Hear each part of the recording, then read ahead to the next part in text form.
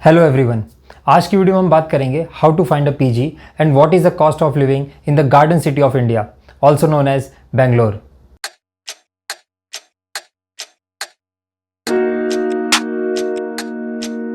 अगर आप first time Bangalore आ रहे हो तो एक बात का ध्यान रखना कि बेंगलोर में बारिश और ट्रैफिक का कोई भरोसा नहीं, कब कहाँ मिल जाए। इस वीडियो में मैं जो भी इन्फॉर्मेशन शेयर करूँगा वो मेरे 6 साल के एक्सपीरियंस पे होगा। मैंने बेंगलोर से अपनी इंजीनियरिंग करी है और उसके बाद मैंने 2 साल बेंगलोर में जॉब भी किया और उसके बाद तो आप जानते ही हैं कोविड जी आ गया और सभी लोग अपने घर से वर्क फ्रॉम स्टार्ट किया। अभी फिर से मैं रिसेंटली बेंगलोर वापस आया हूँ। From the scratch mission PG ढूंढो मैंने स्टार्ट किया और फाइनली एक पीजी मुझे मिल गया है। तो चलिए आपको आगे बढ़ने से पहले मैं पीजी का टूर करा देता हूँ। मतलब मैंने कोई डिटेल में वीडियो नहीं बनाई, छोटा सा वीडियो बनाया, वो देख लेते हैं।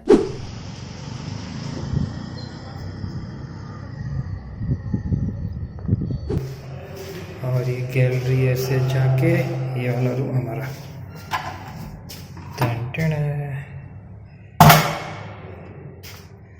ऐसा है। ये फ्रिज अभी खाली है। इसके बाद ये बाथरूम, ये टीवी, ये टेबल दिया है पैक टेबल टाइप का। बाकी पूरा मेरा सामान आज जो आया है।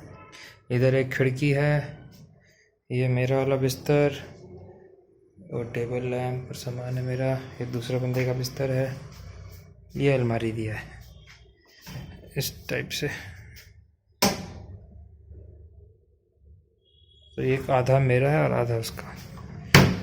और फिर यहीं पे बालकनी।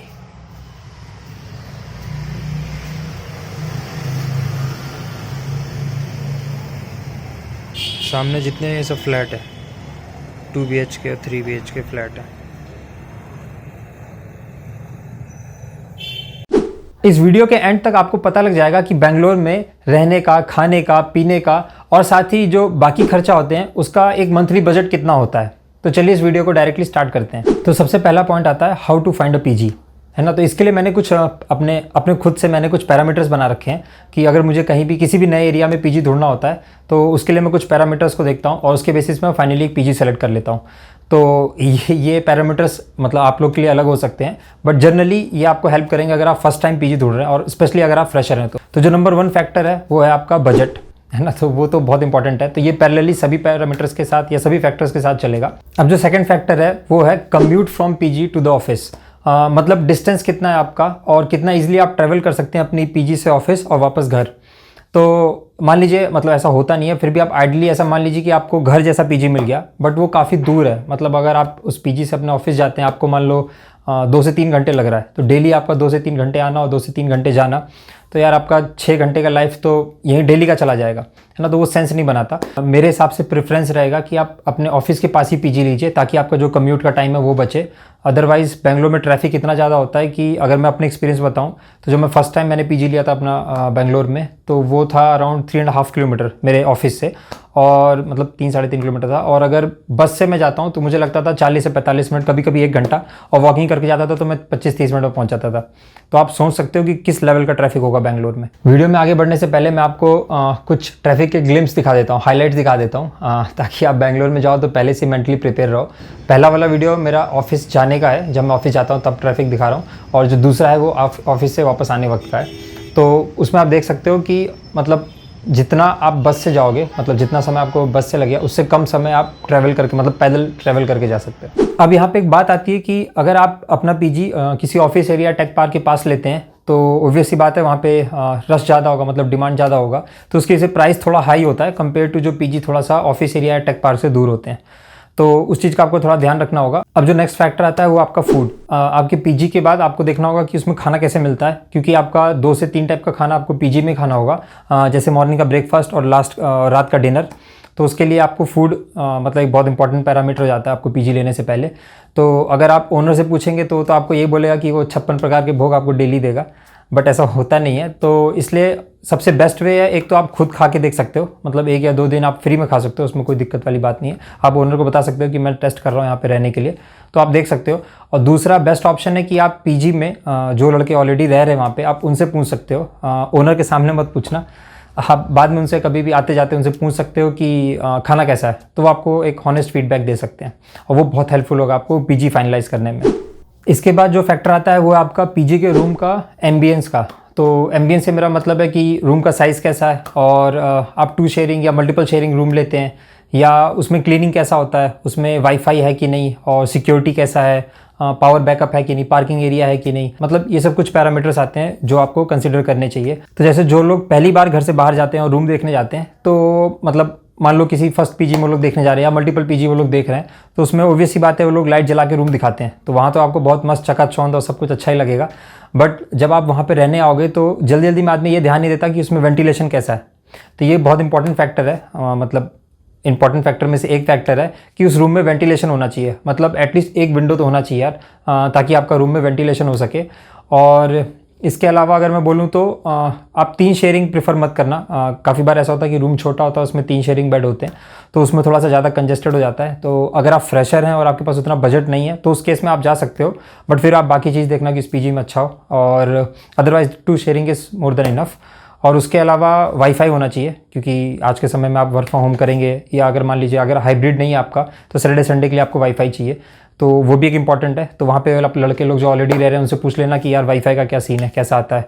और इसके अलावा कुछ कुछ बेसिक फैसिलिटीज़ होती हैं जो पीजी टू पीजी डिपेंड करती हैं, जैसे कि फ्रिज दे देते हैं वो लोग, टीवी दे देते हैं रूम में, और आपका जो वॉशरूम का बकेट और वो सब जो किट होता है वो सब दे देते हैं आपको, बेड मिलता है आपको, है ना, और बल्ब और ट्यूबलाइट जो होता है, फैन वैन, वो सब आपको बेसिक ऑलमोस्ट हर पीजी मिल जाता है। तो एक बार आप क्रॉस चेक कर लेना। और इसके अलावा अगर आपके पास कोई व्हीकल है, खुद का अगर पर्सनल व्हीकल है, तो पार्किंग एरिया होना ज़रूरी है ना, और वो सेफ़ पार्किंग हो। मतलब ऐसा नहीं कि रोड पे खड़ा कर दिया और फिर अगले दिन बाइक ही नहीं रही, है ना। तो उस हिसाब से देख लेना आपकी पार्किंग एरिया होनी चाहिए, और सिक्योरिटी गार्ड या सीसीटीवी कैमरा होना चाहिए। अगर आप ऑफिस गए तो रूम थोड़ा सेफ रहेगा। इसके अलावा क्लीनिंग होना चाहिए, क्लीनिंग इंपॉर्टेंट है, क्योंकि मोस्टली पीजी में क्या होता है कि आप अल्टरनेटिव डे पे डेली क्लीनिंग होती है, मतलब अल्टरनेटिव डे पे क्लीनिंग होती है। और लास्ट में आता है कि आपका अगर मान लीजिए 4 या 5 फ्लोर या उससे ज़्यादा फ्लोर का अगर आपका पीजी है तो उसमें लिफ्ट होना जरूरी है यार। मतलब ऊपर नीचे करते करते तो बैंड बच जाएगी, और पावर बैकअप हो तो दी बेस्ट है। मतलब अगर लाइट बढ़ जाती है तो आपका काम चल जाएगा। तो फाइनली मेरे हिसाब से ये अगर ये जो 3 फैक्टर बताएं प्लस बजट, अगर आप ये फैक्टर देख के अपना पीजी ढूंढते हैं, अगर आप फर्स्ट टाइम पीजी ढूंढ रहे हैं तो काफ़ी आपको ईजी होगा एक अपना पीजी फाइनल करने में, है ना। तो अब चलते हैं कि पीजी का रेंट कितना होता है।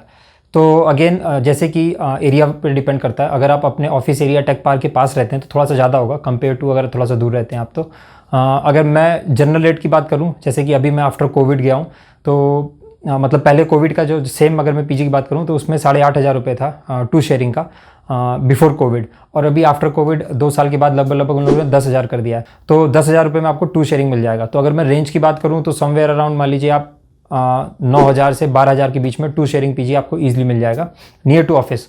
और अगर आप ऑफिस से थोड़ा दूर जाते हैं तो थोड़ा सा आप 2-3 हज़ार रुपये और कम कर लीजिए, तो उतने में आपको 2 शेयरिंग मिल जाएगा। इस पीजी रेंट में आपका खाने का भी पैसा इंक्लूडेड होगा। तो जैसे कि अभी कोविड के बाद आप हाइब्रिड काम कर रहे हैं, मतलब कुछ समय घर पे कुछ समय आप हफ्ते में कुछ ही दिन ऑफिस जाएंगे, तो उस केस में आपको पीजी पे भी खाना मिलेगा।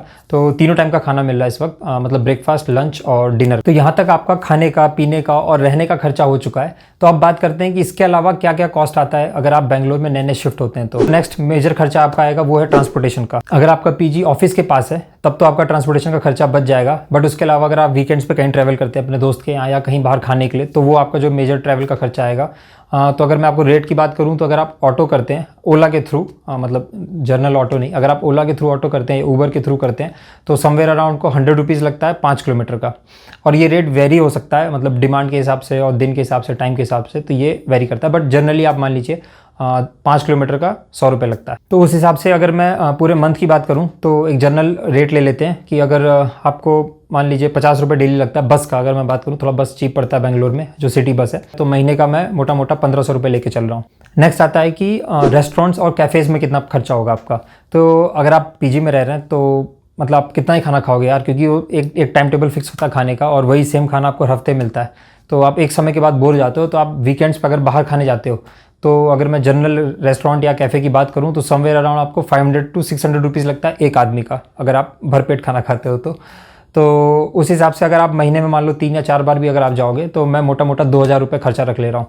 और अगर आपको ये पैसा बचाना, अगर आपको लगता है कि आपको बार बार बाहर जाना पड़ रहा है खाने के लिए, तो उस केस में बेंगलोर में कुछ QSR रेस्टोरेंट्स है, मतलब चेन रेस्टोरेंट्स हैं, तो उसमें आप जा सकते हो, जैसे कि उडुपी गार्डन और कृष्णा सागर, मतलब इन दो को मैं जानता हूँ। तो यहाँ पे आपको सस्ते में खाना मिल जाएगा, अराउंड 100-120 रुपीज़ का आपको पूरा प्लेट मिल जाएगा। और इसके अलावा भी जो चीज़ें हैं वहाँ पे, जैसे कि चाय, कॉफ़ी और जूस वूस, ये सब भी सस्ता मिलता है, तो आप वो भी देख सकते हो। तो अभी तक जो खर्चे थे वो तो आपको कहीं ना कहीं करना ही होगा। अब इसके बाद जो एक आता है जिसको हम लोग अदर्स कैटेगरी में डाल सकते हैं, है ना, या एक्स्ट्राज में डाल सकते हैं, तो वो खर्चे वो आपके ऊपर है, वो ऑप्शनल है कि आप कितना करते हैं उसमें।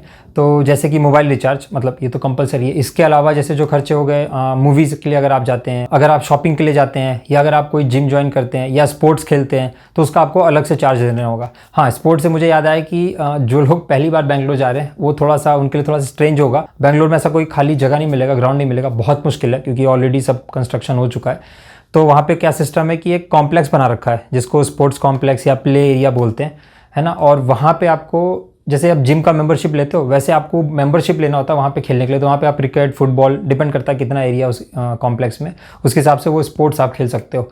तो अगर मैं आपको एग्जांपल के तौर पे बताऊँ, तो जैसे जिसमें मैंने मेंबरशिप लिया था, तो उसमें ग्राउंड फ्लोर पे स्विमिंग पूल था, उसके बाद फर्स्ट फ्लोर पे जिम, सेकंड पे डांस वाला था, और उसके ऊपर आता है आपका बैडमिंटन, और हाफ बिल्डिंग या हाफ में बना रखा था उन लोगों ने लॉन टेनिस का। तो इस हिसाब से होता है, और इसके लिए आपको मंथली चार्ज देना पड़ता है, और सबका अलग अलग है। मतलब ऐसा नहीं कि आप एक का पैसा दे के चारों में जा रहे हो, तो सबका अलग अलग चार्ज होता है, और चारों आप लोगे तो कुछ डिस्काउंट मिल जाएगा। तो ये काफ़ी स्ट्रेंज होता है जो बंदे लोग बाहर से आते हैं, क्योंकि बचपन में तो अपना ऐसा नहीं होता था, बैट उठाए और ग्राउंड पहुंच गए और खेल सकते थे। बट बेंगलोर में ऐसा नहीं है, ये थोड़ा सा एक नया चीज़ है। तो अगर अब मैं पूरा का पूरा सम करूं कि एक महीने में आपका लगभग कितना खर्चा आएगा, तो उसमें आपका सबसे पहला है आपका रहने का और खाने का, तो मतलब पीजी का और फूड का, तो वो मिला के अगर मैं एक नॉर्मल रेंज की बात करूं तो 10,000 में मान के चल रहा हूं, ठीक है, 2 शेयरिंग रूम के लिए। और अगर आप सिंगल शेयरिंग लेते हो तो ज़्यादा हो जाएगा, और ट्रिपल शेयरिंग लेते हो तो कम हो जाएगा। और इसके बाद फिर ट्रांसपोर्टेशन चार्ज, तो ट्रांसपोर्टेशन मतलब मैं 1500 ले रहा हूँ, जिसमें आपका कभी कभार अगर कैब से जाते हो आप, बाकी जनरल बस से जाओगे तो 1500 ले रहा हूँ। और उसके बाद अगर मैं रेस्टोरेंट्स, या अगर आप वीकेंड्स में कभी बाहर जाके खाते हो, मतलब चाय, कॉफ़ी या जूस या ये सब बाहर अगर आप करते हो, तो इसका मैं 2000 रख ले रहा हूँ मंथली एक्सपेंस।